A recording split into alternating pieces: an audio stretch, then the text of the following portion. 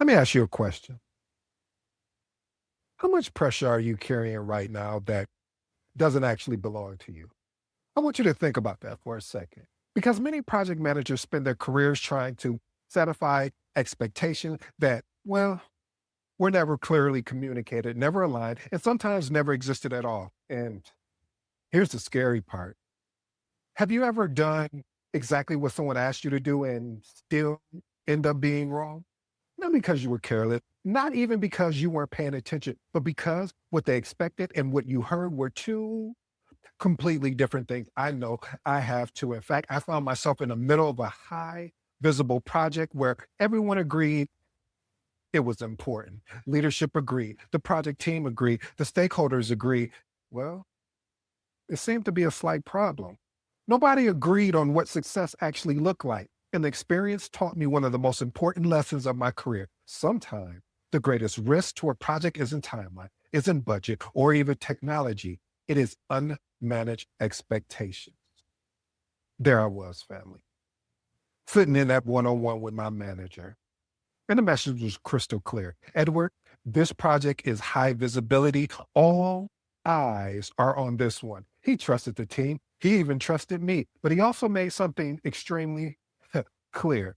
We have an aggressive timeline and leadership expects us to deliver. But if things start going sideways, I needs to know, I got to know, okay, I'm sorry, that was a little bit too much, but you got where I was going because he said escalate early, escalate often, no surprises. A few weeks into the project, the cracks started to show. We were dealing with resource constraints. We were onboarding and training new team members while trying to maintain the momentum. There was confusion around the technology solution because the assumptions used during budgeting no longer matched reality. Costs have increased, requirements had evolved, and oh my goodness, what originally looked like achievable suddenly became a lot more complicated. The team wasn't sitting around complaining, though. We were working on the problem. We documented the risk. We discussed points and we built a mitigation plan. We identified what would be required to give the project the best success. And in my mind, we were doing exactly what leadership had asked us to do: communicate, escalate, bring visibility. So I put together the presentation, walk leadership through the situation, and outline what the team believed was the necessary to achieve the delivery of the project. And that's when I realized something important. The challenge wasn't the schedule. It wasn't the budget. The challenge wasn't even the technology. The challenge was the expectation, because what leadership believed was required for success and what the project team believed was required for success were not on the same thing. Nobody was intentionally being difficult. Nobody was even trying to sabotage the project. We simply had different definition of what success looked like. And in that moment right there was so crystal clear for me because I learned one of the most important lessons of my career. Just because everyone agrees the project is important doesn't mean everyone agrees on what it takes to make the project successful. And if those expectations aren't aligned early, pressure starts building everywhere, on the project, on the team, and especially on the project manager standing in the middle trying to make sense of it all. You see, the interesting part that most project managers try to manage is expectations after problems appear. But by then, you're already behind, which leads me to the first lesson. Principle number one: expectations must be clarified before they can be managed. Many project managers assume alignment exists because everyone attended the kickoff meeting, but attendance does not equal alignment. Many people can support the same project and still have a complete, and I'll say that again, a complete different expectation around scope, quality, timeline, and budget, and also success. Here's the lesson, family. If success is not clearly defined, everyone will create their own definition. And eventually, potentially, and possibly, those definitions, well, they definitely will collide. Here's two actionable tips I'd love for you to experiment with. Ask every major stakeholder what success looks like before execution begins. Next one, document and validate expectations in writing. You know the model here: documentation beats what? Documentation will always be conversation. So we want to document that writing before the team starts delivering. Here's my professional advice. One of the fastest way to reduce project pressure is to create clarity. The more assumptions that remain hidden, the more surprises you'll encounter later. But not all pressure comes from stakeholders. Some of the heaviest pressure we carry comes from ourselves. Principle number two, most people are not thinking about you as much as you think. Oh, I'm probably going to get in trouble for this one. See, project managers often create stories in their head. They think, I'm not technical enough.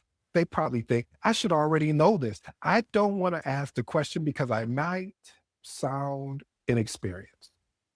The problem is that these stories often have no evidence behind them.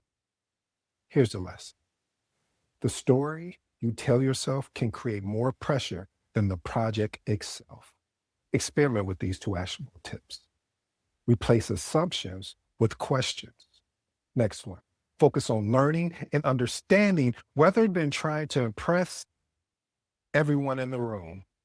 Here's my professional advice, family. One of the biggest confidence breakthroughs in my career came when I realized most people were focused on their own challenges, their own deadlines, their own problems. That pressure I felt was often coming from my own internal narratives.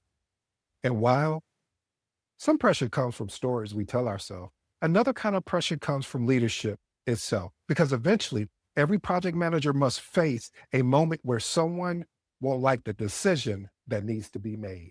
Principle number three, leadership sometimes require uncomfortable decisions. Everybody wants transparency, huh? Until they hear something they don't like. Everybody wants accountability, huh? Until accountability points in their direction.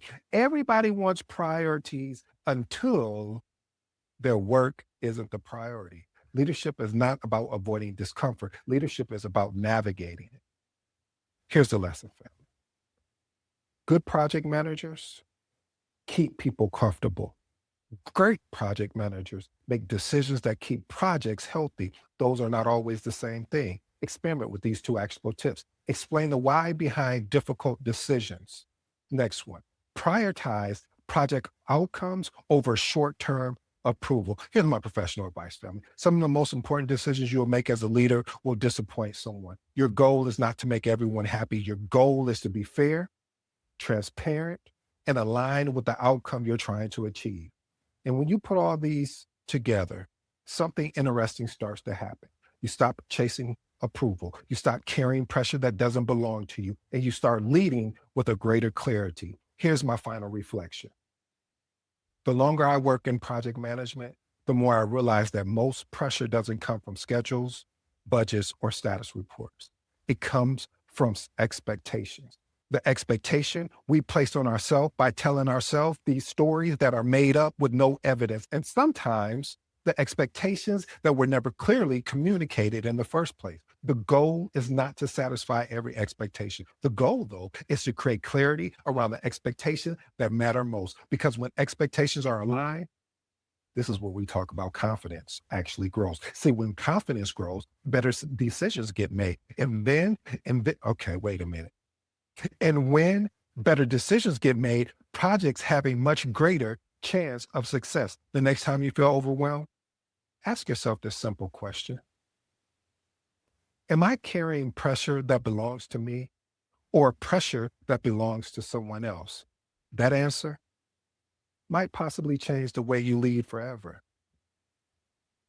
I appreciate you, family, for taking time out to listen to today's episode. If today's episode challenged the way you think about leadership, project management, or even the expectations you're carrying in your own life, I just ask one simple favor. Share this episode with someone who needs it. And remember, you don't have to control every outcome. You do have to communicate clearly, lead courageously, and stay focused on what you actually can control, because sets, reps beat talent when talent doesn't do the reps. If you're new to the episode, I go by the name of ED. For all you smart and intelligent folks out there, that just simply means it. Until next time.